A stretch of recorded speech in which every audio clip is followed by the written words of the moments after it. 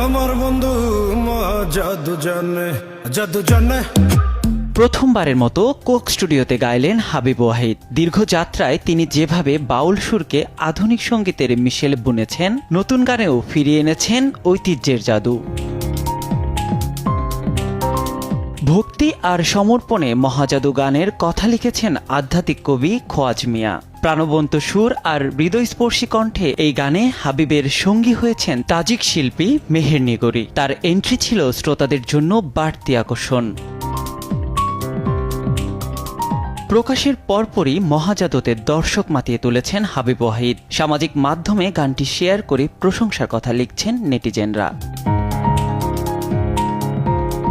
দেশি বিদেশি শিল্পীর এই যৌথ কাজ বাংলা গানে নতুন মাত্রা যোগ করেছে, এমনটাই মনে করছেন সঙ্গীতপ্রেমীরা। নিয়াত শুভ, সময় সংবাদ, ঢাকা।